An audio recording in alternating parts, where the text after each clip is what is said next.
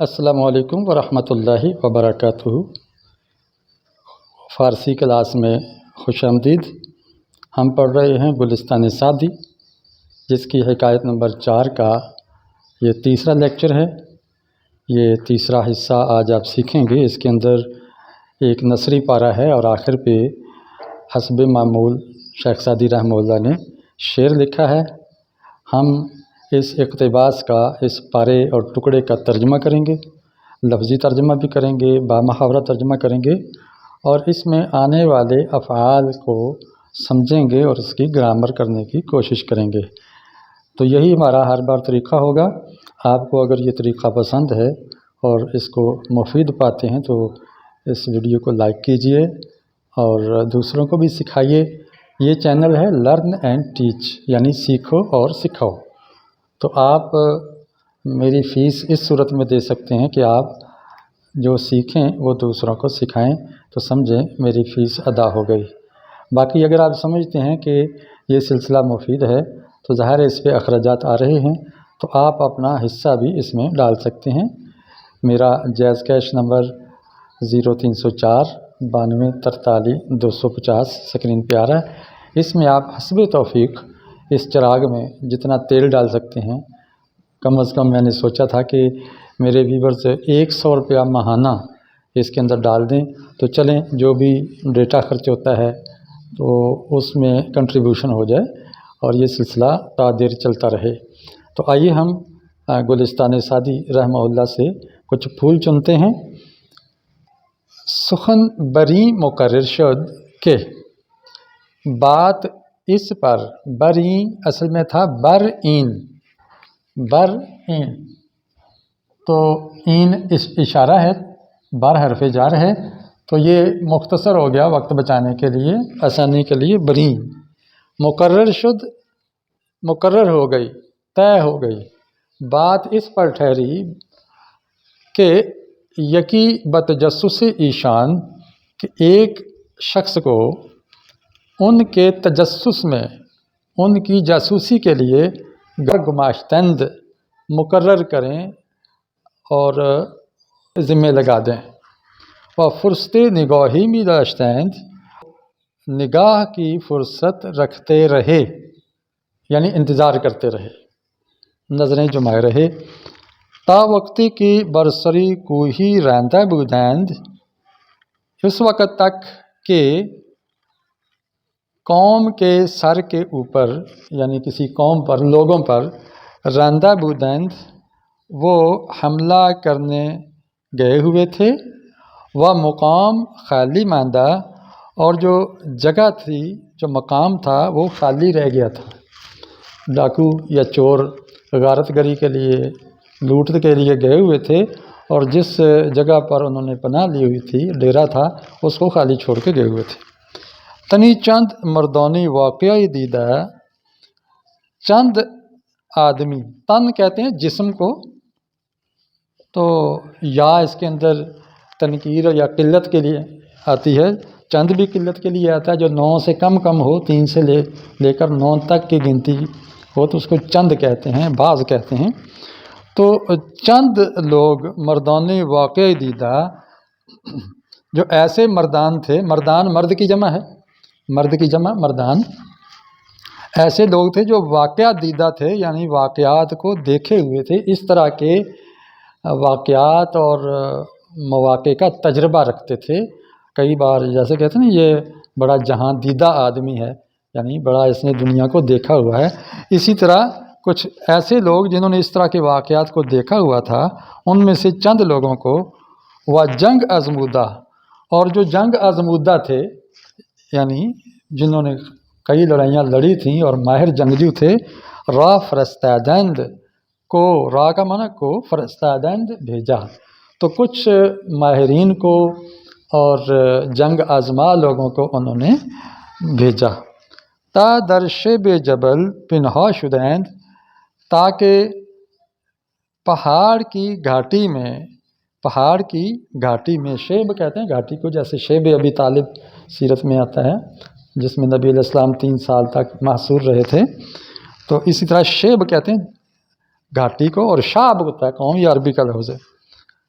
شاب کہتے ہیں قبیلہ، اور شیب گھاٹی، شیب جبل پنہا شدند چھپ گئے، پنہا شدن پوشیدن چھپنا، تو وہ اس میں پنہا ہو گئے، چھپ گئے۔ شبانگاہی کے دزدین بعض آمدند، رات کا وقت، شبان گاہ کا معنی وقت اور جگہ دونوں کے لیے آتا ہے، اور شبان اور شب ایک ہی معنی ہے رات۔ جیسے شبینہ پڑھتے ہیں آپ رمضان میں، اور ایک ہی طاق راتوں کے اندر قرآن ختم کرتے ہیں، تو اس کو کہتے ہیں شبینہ یا محفل شبینہ۔ تو شبانہ روز محنت کی کہتے ہیں، کہ یعنی دن اور رات اور دن محنت کرتے رہے، اس کو کہتے ہیں شبانہ روز۔ تو اسی سے یہ شبان گاہی رات کے وقت کہ دزدان بعض آمدین، وہ چور، دزد واحد ہے اور الف نون لگا کے جمع بنائی ہوئی ہے دزدان، اور جو چور تھے بعض آمدین واپس آئے، باز آئے۔ رات کے وقت جب چور واپس آئے نا، سفر کر کے یا سفر کیا ہوا تھا، وہ غارت آوردہ اور لوٹ مار کر کے لائے ہوئے تھے، لوٹ مار کر کے سفر کر کے واپس آئے۔ سلاح ازدن بکشادند، اسلحہ جسم سے، تن وہی تنی یہاں بھی آیا تھا، تنی اور یہاں آ گیا تن، جسم سے اسلحہ بکشادند انہوں نے کھولا، اسلحہ وغیرہ جو بھی تیر تلوار تفنگ تھی وہ کھولی۔ و رخت و غنیمت بدیہادند، اور سامان اور غنیمت کا مال رکھا انہوں نے۔ اب لیٹ گئے ہیں۔ نخستین دشمنی کی برسری اوشان تاختن آورد خواب بود، سب سے پہلے، نخستین مانے سب سے پہلے، اولین دشمنی کی، وہ دشمن جس نے، کہ کا معنی کہ بھی ہوتا ہے اور جو بھی ہوتا ہے، یہ اس میں موصولہ بھی ہے، برسری اوشان ان کے سر پر، یعنی ان پر، وہ دشمن جس نے سب سے پہلے ان پر تاختن آورد حملہ کیا، اردو میں بولتے ہیں تاخت و تاراج کر دیا، یعنی حملہ کر دیا اور اس کا یعنی تختہ الٹ دیا۔ تو جس نے سب سے پہلے اس پر حملہ کیا، خواب بود، وہ نیند تھی، یعنی نیند غالب آ گئی۔ اب سب سے بڑا دشمن تو نیند ہی ہے نا، بندے کو غافل کر دیتا ہے۔ بڑے سے بڑا بہادر آدمی بھی نیند میں بے زور ہوتا ہے، مردہ، کہتے ہیں کہ سویا اور مویا ایک برابر۔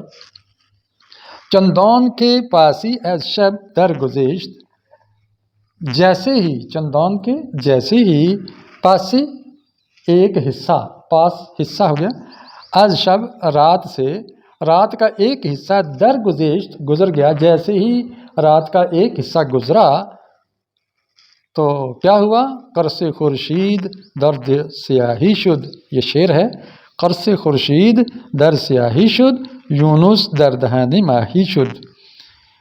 سورج کی ٹکیا رات میں ہو گئی، سیاہی میں چلی گئی، اندھیرے میں چھپ گئی، یونس در دہن ماہی شد، جس طرح کہ یونس مچھلی کے پیٹ میں چلا گیا۔ تو ظاہر ہے جب سو جائے، رات چھا جائے تو اندھیرا ہے، بندہ کیا کر سکتا ہے۔ تو یہ ہے اس کا ترجمہ۔ اب ہم یہ جو اقتباس پڑھ چکے ہیں، اس کا ایک ایک لفظ ہم سیکھیں گے۔ سخن کا معنی ہوتا ہے بات، سخن کا معنی بات، اور یہ اسم ہے، ظاہر ہے یہ اس کو گرامر میں اسم کہتے ہیں۔ بری، بر حرف ہے اس کے اندر، اس کا معنی ہے پر۔